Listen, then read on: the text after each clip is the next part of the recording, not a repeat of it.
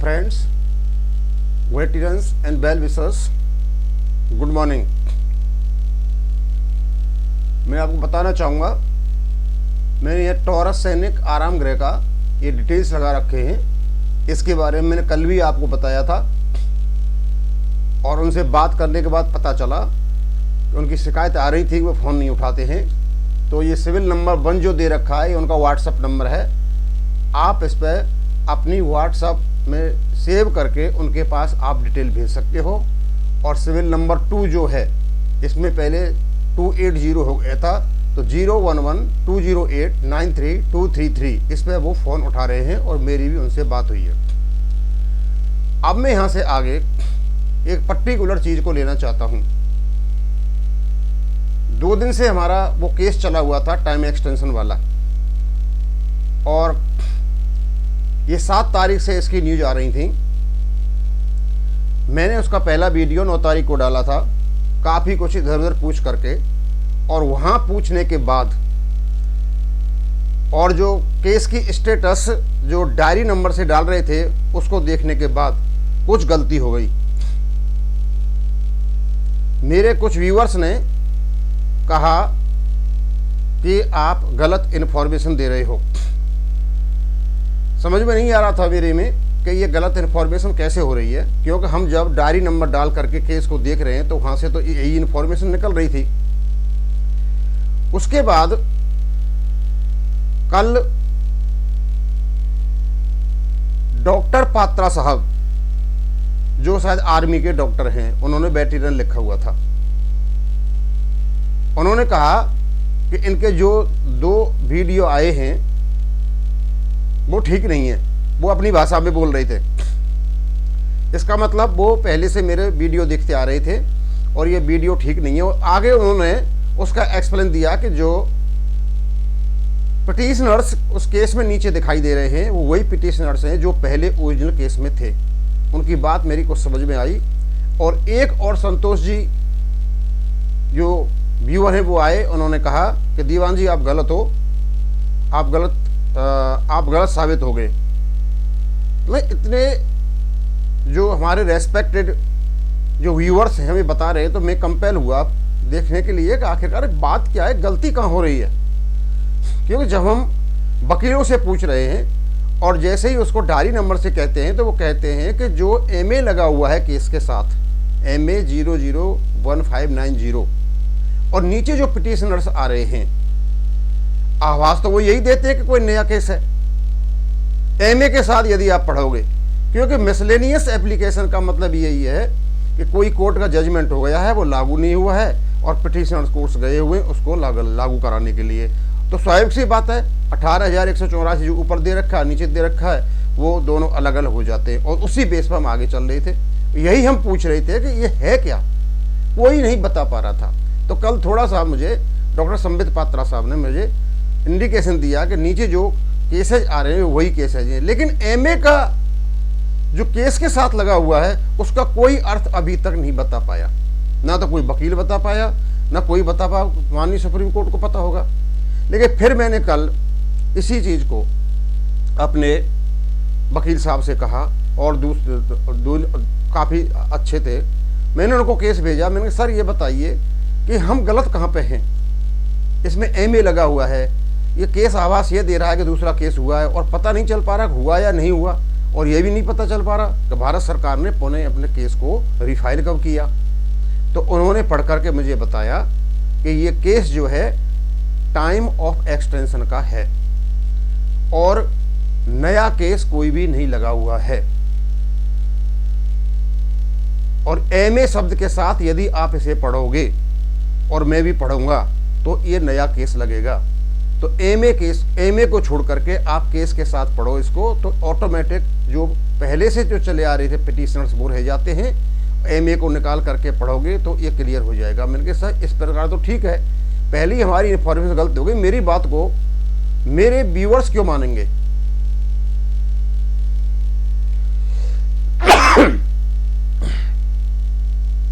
तो उन्होंने बोला आप ऐसा करो, आप अपने कंप्यूटर पर बैठो, कंप्यूटर को खोलो उन्होंने कंप्यूटर खुलवाया, मैं कंप्यूटर पर बैठा, बोला सुप्रीम कोर्ट ऑफ इंडिया की साइट पे जाओ। मैं वहाँ गया, मैंने उसको बोला अब आप अपना जो डायरी नंबर दे रखा है 18,184, उससे उस केस को खोलो। मैंने खोल दिया। खोलने के बाद कंप्यूटर पर पूरा वही आ गया 18,184। नीचे जो केस का नया नंबर था MA001590 और नीचे पटिशनर्स, रेस्पोंडेंट्स और वकील। मैं सर इस प्रकार आ रहा है। बोला इस कंडीशन में यदि आप इसको पढ़ोगे तो ये नया केस दिखाई देता है, क्योंकि MA का मतलब है मिसलेनियस एप्लीकेशन, यानी मिसलेनियस एप्लीकेशन का वही अर्थ है जो जजमेंट हो गया है, उस जजमेंट को लागू कराने के लिए ये गए हुए हैं। लेकिन आप इसमें से MA छोड़ दीजिए और आप ऐसा करो कि आप एक उसमें वो होता है इंटरलोक्यूटरी एप्लीकेशन और डॉक्यूमेंट, इसको क्लिक करो। वो केस के नीचे ही है ये प्रीवियस केस डिटेल्स और ये इंटरलोक्यूटरी एप्लीकेशन डॉक्यूमेंट्स। मैंने तो ये कभी दबाया नहीं। मैंने जब ये दबाया तो सारा मामला साफ साफ हो गया। बोला ये है इसकी डिटेल। तो उसमें मैंने देखा कि जो प्रीवियस जो केस था एक्सटेंशन ऑफ टाइम का, जो 9/6/2022 को फाइल हुआ था और फाइल किया था वो एडवोकेट अरविंद कुमार शर्मा साहब ने, और फिर वो वहीं रह गया। उसका जैसे ही फाइल हुआ उसका डायरी नंबर मिल गया और उसके बाद नीचे फिर ये एडवोकेट अरविंद शर्मा साहब 7/9/2022 को ये केस को फाइल करते हैं। अब उसमें रीफाइलिंग नहीं लिखा हुआ है, उसमें फाइल लिखा हुआ है और 7/9 को ही ये फाइलिंग होता है और 7/9 को ये रजिस्टर होता है और 7/9 को ही कंप्यूटर इसको लिस्ट कर देता है 16/9/2022 के लिए। वहाँ कोई भी व्यक्ति पुनः नया केस लेकर के नहीं गया है, केवल और केवल एडवोकेट अरविंद कुमार जो शर्मा साहब हैं, ये वहाँ पर इन्होंने इस केस को फाइल किया है 88 डेज के बाद। तो जो हम ये कह रहे थे कि ये भारत सरकार ने केस कब फाइल किया, उसका भी यहाँ सॉल्यूशन मिल गया। यानी 9/6/2022 को जब इनका केस वापस कर दिया था तो पुनः इसको लेकर के गए ये 7/9/2022 को, यानी 88 दिन के बाद। और उसी दिन 7/9/2022 को 3:27 पर इसको फाइलिंग किया है और उसी दिन इसको रजिस्टर किया है और रजिस्टर करने के बाद कंप्यूटर ने इसकी जो केस की डेट है वो 16/9/2022 दे दी है। इससे पूरा का पूरा केस क्लियर हो गया कि ये एक्सटेंशन ऑफ टाइम का केस है और जो हमारे पिटिशनर्स नीचे आ रहे हैं केस में, उन्होंने कोई भी केस नहीं किया हुआ है। लेकिन फिर उन्होंने कहा कि यदि आप इसको इसके केस नंबर के साथ पढ़ोगे MA001590, ये फिर कंफ्यूज करेगा और फिर यही लगेगा कि कोई केस किया गया है। लेकिन यहाँ पिटिशनर्स ने कोई भी केस नहीं किया गया है, ये केवल और केवल ये पहले केस में थे, उसी की वजह से आ रहे हैं। और यही बात मेरे को डॉक्टर संबित पात्रा साहब ने बताई थी और दूसरे भी कह रहे थे, गलत लगे, कोई बता नहीं पा रहा था कि क्या है। लेकिन अभी भी जो गुत्थी है उसकी पहेली जो MA001590 की अभी भी उलझी हुई है कि इस सारा का सारा जो खेल खराब किया था इस MA ने किया था। अब ये MA क्या है हमारी समझ में नहीं आता। हम तो MA हटा करके इसको 001590 केस पढ़ेंगे और क्योंकि पिटिशनर्स ने कोई केस नहीं किया है। और यदि इस दो वीडियो, एक तो वीडियो मैंने निकाल दिया, मुझे पता चला कि उन्होंने कोई केस नहीं किया है और ये सब गलतफहमी में हुआ है कल जब वकील साहब ने कहा था। एक और वीडियो है मेरा, उसमें मेरी कुछ टॉरस सैनिक आराम गृह की डिटेल थी, इसलिए नहीं निकाला, किसी को असुविधा नहीं हो। आज मैंने इसमें डाल दिए, उसको भी मैं वहाँ से डिलीट करूँगा क्योंकि वो चाहे जानकारी कैसी भी हो, हाँ गलत है, मैं इसका कोई एक्सक्यूज नहीं लेना चाहता। और साथ साथ मैं उन सब लोगों से विनम्र क्षमा प्रार्थी हूँ कि यदि मैंने उनको वीडियो को बनाते वक्त किसी से कुछ गलत शब्द निकल गया हो तो मैं उनसे क्षमा मांगता हूँ। पॉलिटिशियन वाली नहीं, तहे दिल से मैं क्षमा मांगता हूँ क्योंकि मेरा कोई इंटेंशन नहीं था कि मैं किसी को गलत सूचना दूँ और ना मैंने कोई अब तक कोई गलत सूचना दी है। और इसका मतलब ये भी नहीं है कि मेरे जो पहले वाले वीडियो बने हुए कोई गलत जानकारी पर आधारित है, क्योंकि वो आर्मी के सर्कुलर्स में है, उसका मेरा अपना विशेष उसमें नॉलेज है, उस क्षेत्र में जानकारी है, इसलिए उनको सबको मैं दे रहा हूँ और वो बिल्कुल एकदम सही है, उनको कोई गलत नहीं बता सकता। अब मैं बताना चाहूँगा, यदि आप इसको देखना चाहते हो, क्योंकि पहले जो जानकारी दी थी तो उसका कोई मेरा तर्क भी तो होना चाहिए, कोई लॉजिक भी तो होना चाहिए कि आपको कैसे पता चला। तो जो इंटरेस्टेड वेटरन्स हैं वो सुप्रीम कोर्ट की साइट पर जाएं, वहाँ जा करके आप केस स्टेटस को क्लिक करें। केस स्टेटस पर 2 प्रकार की चीज़ें आएंगी, केस नंबर और डायरी नंबर। आप डायरी नंबर डालें 18,184, 18,184। केस नंबर से आप नहीं कर पाओगे कि केस में अलग प्रकार का हिसाब करता, केस नंबर है भी नहीं वहाँ, केस नंबर से नहीं आ रहा है, डायरी नंबर डालोगे 18,184। जैसे ही आप इसको डालोगे तो उसमें वो कैप्चा पूछेगा, कैप्चा वो आते हैं कुछ वर्ड उसमें जो डालते हैं, उसको कैप्चा आते हैं उसमें, वो आप डालोगे। जैसे सबमिट करोगे आपके सामने पूरा का पूरा डायरी नंबर से केस खुल जाएगा। उसमें आपको पीछे ऊपर 18,184, नीचे 7/9/2 को रजिस्ट्रेशन हुआ है और नीचे आएगा MA 001590 और उसके नीचे आपके पिटिशनर्स, रेस्पोंडेंट्स और वकीलों के नाम आएंगे। यहाँ तक तो ये केस जो MA के साथ पढ़ेंगे तो ऐसा लगता है जैसे कोई पिटिशनर्स ने नया केस डाला है MA के अंतर्गत, लेकिन इसको आप छोड़ करके फिर आप जब नीचे जाओगे तो वहाँ लिंक दे रखे हैं।